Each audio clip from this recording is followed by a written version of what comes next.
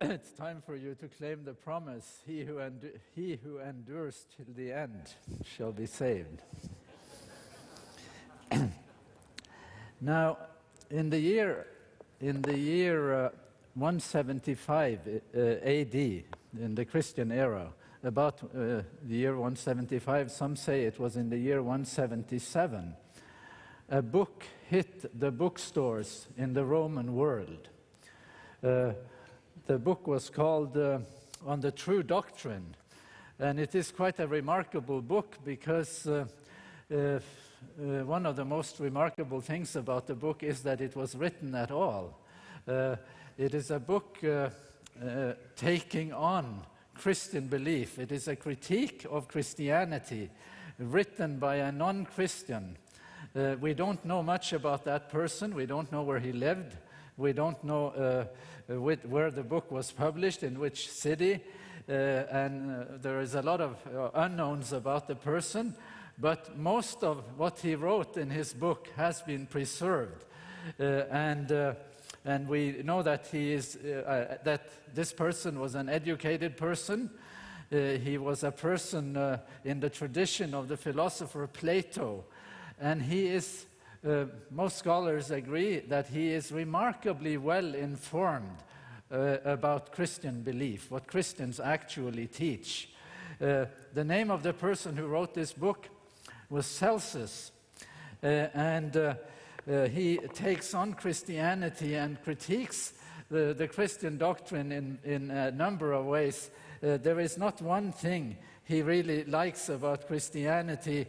It is a very disparaging critique, but it is a critique that is informed about Christian belief, and that's its use. That's how it is useful to us. Now, the one doctrine that he likes the least, the one Christian teaching that he likes the least, is this one.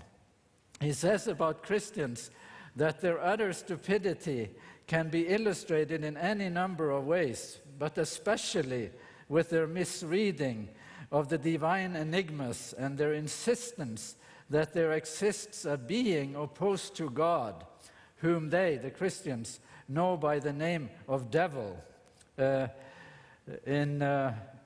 see if we can get the whole thing. Whom they know by the name devil, that's and in Hebrew, Satanas. For they refer to one and the same being by various names. Now, this is what Celsus doesn't like. What he likes the least about Christianity is this notion that they have this being that is opposed to God, and they give him these various names. Celsus finds the existence of such a being completely incomprehensible, completely unbearable in many ways. And he will give us the reasons why he finds this so objectionable. Now, belief in Satan is not something that is entirely typical of our time either. It may be that there are more people in this country who will believe in the existence of such a person. In the 19th century, one of the leading German biblical critics or New Testament critics said that the belief in Satan is completely unacceptable, has become completely unfashionable, except among those who have shut out the light of the present age. And 100 years later, the German theologian Rudolf Bultmann says that we can no longer, he says this in 1942, we can no longer believe in spirits, whether good or evil.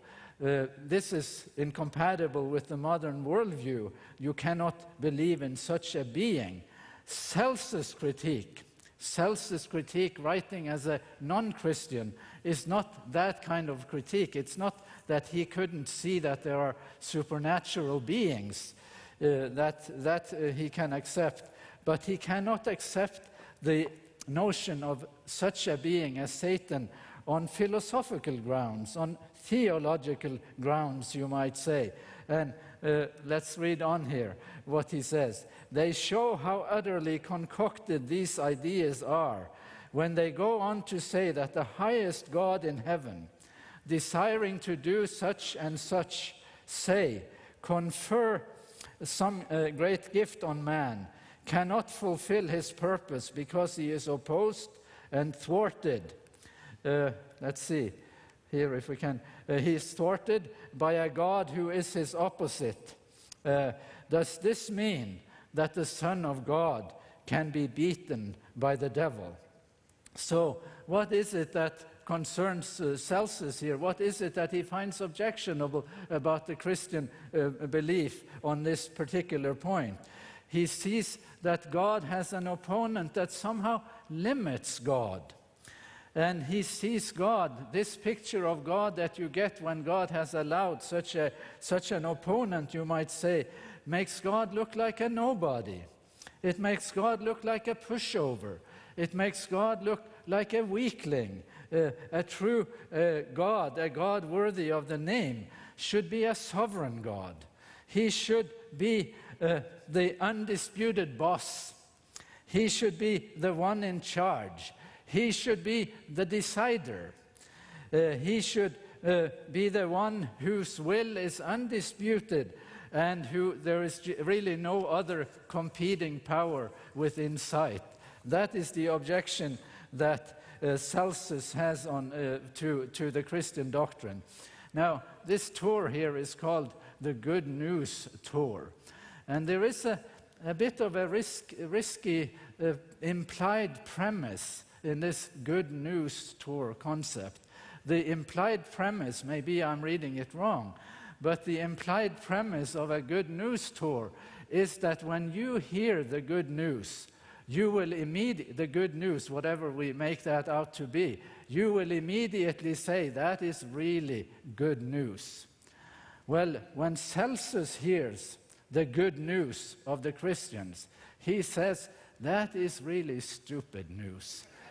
That is really not good news. That is ridiculous news. That is really demeaning. That is really bad theology to come on the market with such a notion of God. It really doesn't fit at least Celsus' notion of good news. And I would just wonder if even we in our time need to take a step back and say, does this really match our notion of good news, or have we sort of jumped the gun in a way and made sort of taken credit for recognizing this news as good news? What would it take to make it into good news? Anyway, let's have that in the back of our minds to look a little more at what's going on here with Celsus. It is then not the existence of such beings that offends, that they could not theoretically exist. It is the theology that Celsus doesn't like. That Celsus makes room, or the Christians make room for a being that diminishes God, that challenges the notions of God's sovereignty. And here is what he says, it is blasphemy. It is blasphemy to say that when the greatest God indeed wishes to confer some benefit upon men, he has a power which is opposed to him, and so is unable to do it. There shouldn't be such a being. If God really wants to do something, let him do it, and there should be nothing to hold him back. The Christian notion, here again is Celsus, the Christian notion that the Son of God accepted the punishments inflicted upon him by a devil is merely ludicrous, especially if we are to think that this is to teach us to endure punishments quietly. In my view, the Son of God had a right to punish the devil. He certainly had no reason to threaten with punishment the men he came to save, the very ones who had suffered so much from the devil's abuse. So what he has here on philosophical grounds is an ungodlike God. And this strikes Celsus as an affront to reason and an affront to the evolution, to the development of the concept of God that he thinks is intellectually and spiritually meaningful. God should put the devil in his place by force. The Christian teaching puts logic on its head, because the bad one is allowed to inflict suffering on the good. And the good and the strong, whether God or Jesus, they let the bad one get away with it. This doesn't make sense. It does not make sense. It ruins God's reputation. Who can respect a God like that? Who, in their right mind, would even want a God like that? Certainly not Celsus, and certainly not the, the intellectual community that he represents. It is mere impiousness, again, reading on in Celsus, therefore, to suggest that the things that were done to Jesus were done to God. Certain things are simply, as a matter of logic, impossible to God, namely, those things which violate the consistency of his nature. God cannot do less. God cannot do less than what it befits God to do, what it is God's nature to do. Even if the prophets, here he goes into Scripture, and he knows a lot about the Old Testament, he knows a lot about the stories about Jesus too. Even if the prophets had foretold such things about the Son of God, it would have been necessary to say, according to the axiom I have cited, that the prophets were wrong, rather than to believe that God has suffered and died. See, this doesn't work for Celsus, and he has an axiomatic opposition to it. God could not be that kind of person. God could not sort of leave God's self or himself diminished, like that doctrine makes it, the way that doctrine makes it out. It is bad theology, and it isn't good news. That's Celsus's take on this. Now, this book by Celsus, this is not the whole book, by the way, and Celsus' book is lost. We don't have his book. It is not, nobody knows what happened to it. It's one of those losses, but we have much of his book preserved in this book, written by a Christian about 70 years after Celsus lived. Somebody prevailed on one of the great writers of the early church, of the church fathers, you might say, Origen. Have you heard of Origen? You have heard of Origen? Have you heard of Martin Luther? You've heard of Martin Luther. Have you heard of Augustine? How many have not heard of Origen? Many of you have not heard of Origen. You need to hear about Origen. You have a lot in common with him. You will be happy to make your acquaintance with Origen. Origen, in his book, written about 70 years later than Celsus's book, repeats much of Celsus' arguments. Much of what Celsus has in his book, we know it because Origen repeats it. And Origen does not, he says that, he doesn't say that Celsus misrepresents the Christian teaching. He says that Celsus misunderstands it.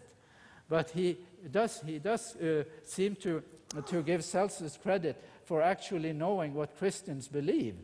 And what is there to say about Origen? Origen is one of the nicest people in church history. Somebody has said of Origen that he is one of those rare people about whom you can say nothing but good.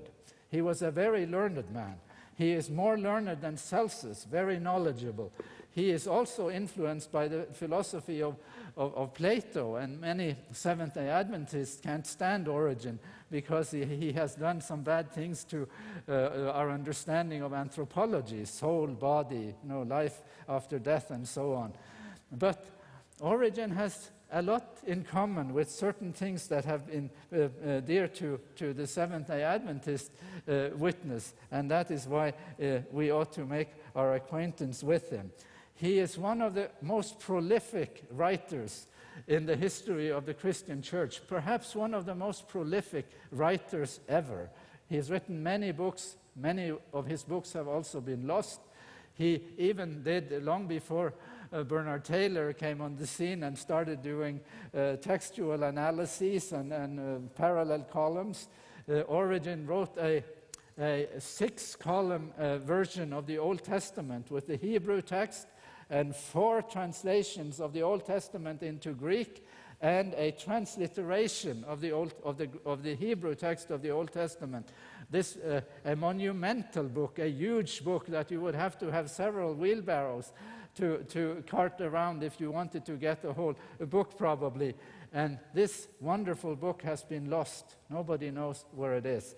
In Contra Celsum, against Celsus, in this book, Origen very systematically, very low-key, very, in some ways, respectfully, too, in a way that is completely devoid of rhetorical flair. It is all argument and not style or anything that characterizes this book. He defends the Christian belief in this notion that there is indeed in Christian belief a being that is opposed to God, that in Greek is called the devil and in Hebrew called Satanas. So let's listen to some of the things that Origen says. The name devil and Satan and wicked one is mentioned in many places in Scripture, and he who bears it is also described as a being as the enemy, as being an enemy, the enemy of God. Now, this perspective in Origen, that Origen has taken over from earlier Christians, from the Christians he writes in the 3rd century, from the Christians in the 2nd century, and again from the Christians in the apostolic era, in the 1st century. This teaching is ubiquitous in Origen. It's all over the place. It pops up in many places where you really wouldn't expect it. Like here, he is commenting on a text here in Romans 6, 8 to 10, and Romans chapter 6 has really very little to say about Satan, and very little to say about the cosmic conflict. But Origen is a firm believer in the cosmic conflict story, in the Christian narrative. And he says here that he who was Lucifer and who arose in heaven, he who was without sin from the day of his birth, and who was among the cherubim, was able to fall with respect to the kindness of the Son of God before he could be bound by chains of love. Origen is not at all shaken by Celsus, the non-Christian critique of the cosmic conflict story. And Christians in the 3rd century, like Christians in the 2nd century, like believers in the 1st century, do seem to give prominence. That seems to be the framework within which they understand the story of Jesus, and the story of the Bible, you might say. Origen defends the belief. He points to its source. He pursues its explanatory power, and he takes on Celsus for what he views as the flaws in Celsus' view of the reality of evil and what that could be. Now, I have written an article about this that was published a few years ago called Theodicy and the Theme of Cosmic Conflict in the Early Church. And I brought a few copies here. For those of you who might be interested, you can come up and get a copy, as many as I have brought along, where you can look in more detail in the arguments and the text and so on that Origen uses. Well, let's just look at his conclusion. If anyone, he says to Celsus, he writes to Celsus. Celsus has been dead for many years, but he talks to him as though he's still around. If anyone with the time to examine the Holy Scriptures were to collect texts from all the sources and were to give a coherent account of evil, Origen thinks that's possible to do in some ways.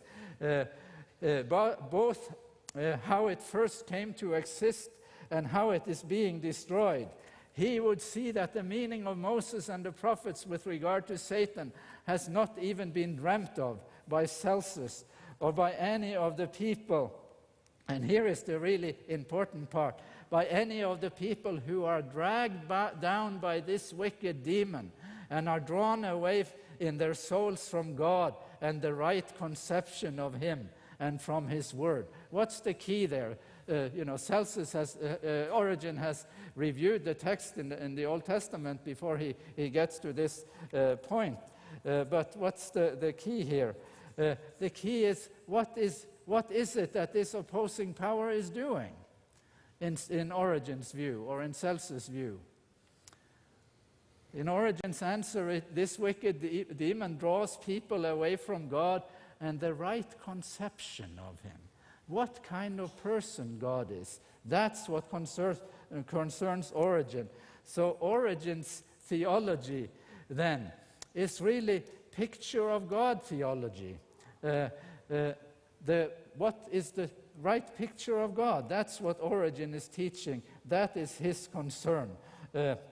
And then Origen catalogues some of the ingredients in what a picture of God theology does. For example, what is the most cherished doctrine for Celsus, for the pagan philosopher? What is it that he will prioritize as the highest and most important of doctrines? It's the doctrine of the sovereignty of God. And what is it that Origen will sort of put up as the Christian alternative to this very, one-sided emphasis on the sovereignty of God? Origen will say it is freedom. Freedom of will shall always remain in rational natures. And then he tells the story of Lucifer yet again. Now, freedom is a risky word. And I submitted an article to an Adventist publication recently, and they told me, well, you use freedom, freedom is big. It's a big word. So I said, well, let's limit it. What do I mean by freedom? I mean the absence of coercion. Only that. You can have much more. You can have a long talk about freedom that goes way beyond that, but at least that is what Origen means, that there is absence of coercion and that somehow the human will can sort of run its course and will not be stopped in its tracks arbitrarily by God. That the human will in some ways be able to manifest itself. That is kind of the Origenist take on that. So freedom is one ingredient. Let's look. Yes. And one of the other ingredients, and here Origen is quoting Celsus again, because Celsus says, well, there are pagan myths, but the Christian story is not like the pagan myths, because in the Christian story there is a demon who speaks. This person then that the Christians have is a man who is a sorcerer, and he proclaims opposing opinions. And I think this is pretty clever. It's pretty well represented. Celsus represents the Christian position quite nicely, that the demon, the Satan figure in the Christian teaching is indeed someone who proclaims an opposing opinion, and the opposing opinion is intended to create another picture of God, another idea about God. So now, can we illustrate this in a way that is meaningful, so halfway meaningful in an American context? You do savage politics in this country, and I think it is quite an amazing circus. I'm very interested in American politics, and the way politicians in America, in the U.S., can ruin another politician's reputation is really straight from the textbook of I won't mention his name, John McCain, who is running for president this year and who you might vote for, some of you, in a few weeks. He was running 8 years ago, and he did very well in the New Hampshire primary. He really beat the current occupant of the White House in a big way. And the primaries in year 2000 moved on to South Carolina.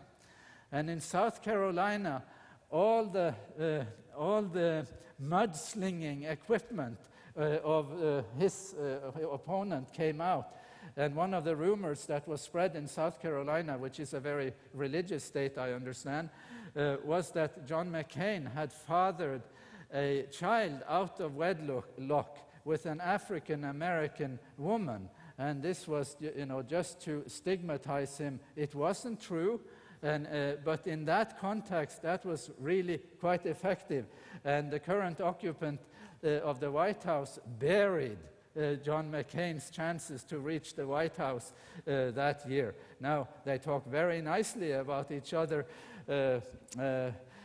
now, and they seem to be praising each other and saying, well, he's really suited to come, into the White House. And I just wonder how you can vote in this country with so much mudslinging, except by holding your nose when you vote. And really wonder, if you really can stand it, all that mudslinging.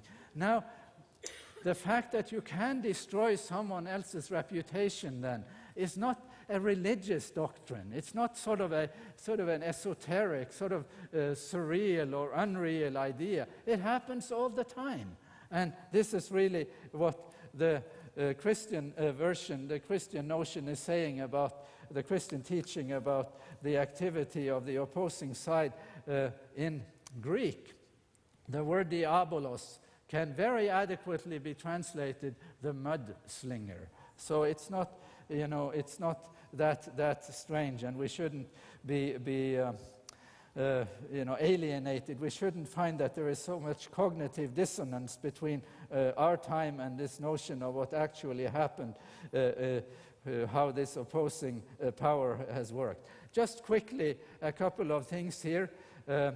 Now, for Origen, salvation is not conceived as a legal thing. It is conceived, the meaning of the death of Jesus is conceived in medical terms. We certainly do not deny that free will always remain in rational creatures, but we affirm that the power of the cross of Christ and of his death, which he undertook at the end of the ages, is so great that it suffices for the healing and restoration, not only of the present and the future, but also of past ages. Do you hear what he's saying? He's saying that the cross of Christ, that Jesus is a healer. He's a healer when he goes from bedside to bedside, from sick person to sick person. But he is still a healer when he goes to the cross.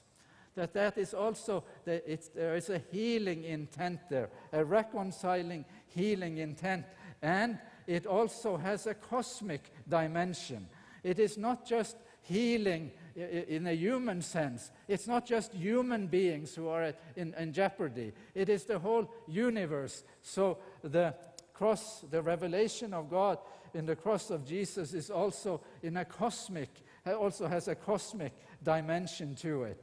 And he is also saying that God's remedy, if God's remedy then against sin, against evil, is not sovereignty, it's not coercion, it is not force, it is not putting down its foot, it's not eliminating his opponent. What is God's strategy? And Origen's answer will be that God's strategy is revelatory. Revelatory. I teach a course in the Gospel of John here, and you can do all kinds of perspectives on salvation, and other people can do this better than I can. I just know one aspect that I would like to emphasize, and that it is very easy to emphasize when you teach the Gospel of John, and that is that in the Gospel of John, salvation is primarily revelation. And it is this way that Origen teaches that kind of emphasis too. We heard just earlier a very engaging talk on the outcome, the fire in the end, and so on. And Origen has an opinion about that too. Scripture indicates that every sinner kindles for himself the flame of his own fire, and is not plunged into a fire which had been previously kindled by someone else, or which existed before him. This is just a sample of Origenist sort of agenda. I'm going to skip the next couple of slides on the question of explanatory power. What is it that has most explanatory power here? Origen then revisits what Celsus is saying, and then he states his own view. What Celsus is saying in this statement, I will just state it briefly. Celsus is very condescending. He says that ordinary people cannot understand evil. That's just something philosophers understand.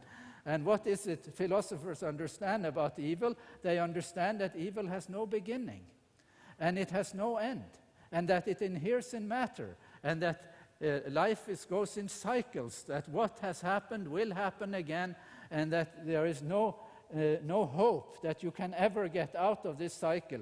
Origen says that philosophers can explain, no, Celsus says that philosophers can understand evil and explain it.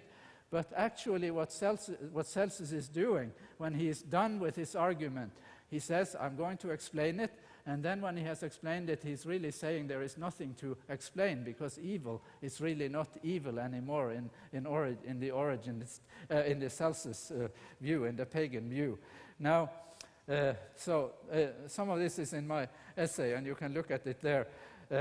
Here is what Celsus says to Origen, or what Origen says back to Celsus. No one's Origen answers. He is not saying that the Christian view is intellectually inferior to the pagan view. You see what he's saying? He's not intimidated by somehow that the pagan view is intellectually on a higher plane. Now, granted that it is not easy to explain any of these things, but the relative merit of Origen's story is not bad. No one, says Origen, will be able to know the origin of evils who has not grasped the truth about the so-called devil and his angels, and who he was before he became a devil, and how he became a devil, and what caused his so-called angels to rebel with him. So this is just an overview here, and this is something that you might find familiar, and you might kick yourself that you have not heard about Origen before. As I have kicked myself sometimes, that I had to become quite well advanced in years before I discovered this person early in the Christian history who took a cosmic conflict view of reality and made it explain a number of things, and also made it be the foundation on which some of his most cherished values rest. So what's the point of this? What about the early church and our church? The first point here is that cosmic conflict theology is not a Seventh-day Adventist invention. It is not an invention of John Milton. It is not an invention of Ellen G. White. If you go far enough back, and you need to go farther than the Reformation, and you need to go still further, you need really to go into the pre-Constantinian era. And Constantine, he became the emperor in the early 4th century, around 312, 13, and thereabouts. You need to go back to that time, because that is when this view was thriving. And after that, it was lost. Cosmic conflict theology is in some ways lost theology. And in some ways, at least it has been to some extent in the Adventist context, reclaimed theology that has been reclaimed. Now my hosts here, Brad and Dorothy Cole, who invited me to participate here, they put in a question in my topic, what is God waiting for? And I'd like to finish by addressing that question. Not that I know what the answer is, because I don't. And I think it is quite a pretentious question to ask, actually. And I thank you for the confidence you're showing in me, but I will not be able to answer it. But I will say a few things about things that the world might be waiting for. For many people, the reality of suffering is a deal breaker. It is a faith, it is a deal breaker in terms of believing in God. And just a case in point here is this book by Bart Ehrman, who used to believe in God. Bart Ehrman is as close to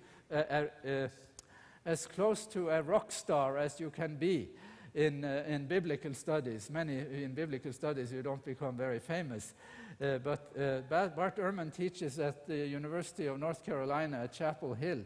He's an extremely engaging speaker, and this book was published in February of this year and sold 100,000 copies before its publication.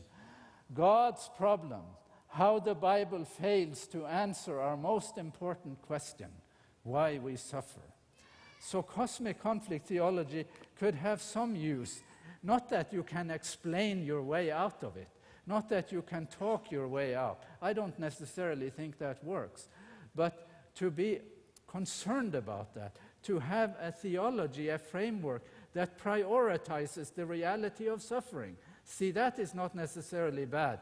And that's what you find, say, in books by Ellen G. White, where she starts on this 5-volume project that she had, and starts with this question, why was sin permitted? You know, that's a question that seems to want to resonate with the concern here. And then there is a second concern. Now, how did I get into this? I should have a little bit of a digression. How did I get into this? Because I'm not a church historian. I do New Testament studies. But when I came to the University of St. Andrews to do my project on the book of Revelation, and I told them that I was going to do a cosmic conflict interpretation of Revelation, my supervisors were not very happy. My supervisor thought that was very stupid, because they said that even though the New Testament has a cosmic conflict theology, it really doesn't make sense in our day. It really doesn't make sense in our time, because we don't believe in Satan anymore. So you really shouldn't do it. So I was lying awake at night and wondering how I could give this a little more persuasive power with my supervisors. And there were two things that helped me, that gave me a little bit of traction with my supervisors. One was that I immersed myself in Origen. I just happened to stumble across Origen. And I showed that in the early church, this was a very central part of the theology and the story, the narrative of the early church. That swayed them a little. And the second thing that swayed them was that I said that Rudolf Bultmann started his project of demythologizing the New Testament in 1941. In 1941 in Germany, that's when the Holocaust was in the offing. The Holocaust was in the making. And I wrote in a footnote, it wasn't in my argument, it was just in a footnote, that even if the devil doesn't exist, even if there is no such thing as a demonic power, now you have to invent it. You have to find out, to invent rhetoric or concepts that really is up to the task of explaining what is happening now, that you are confronted with superhuman evil. And so they thought that was, that was an argument that it could have application to our time. Of course, the Bible doesn't just say that the activity of the demonic is to do evil like that. The Bible says that the demonic is in the book of Revelation, there is identity theft on the part of the opposing side. The opposing side tries to do, doesn't do Hitler, it does Jesus. And how to counter that, how to avoid being swept into that kind of deception, that is a project in the Bible that the Bible is up to. We also need to do cosmic conflict theology because it is a worthy calling to do this. And we should not treat Alden Thompson and other people who are concerned about the picture of God theology. We should not, certainly not in the Seventh-day Adventist tradition, treat them as though they are radioactive. This is really self-defeating, and we really should I really hope that we can open up to a more healthy way of looking at this. And we need to recognize the inadequacy of the theological tradition and maybe look further back to other things. In our panel discussion, we will have a chance to say a little bit more on whether this, how this fits into a good news type of message, and whether being concerned about this is a worthy calling, or even the worthiest calling. I know it is my calling.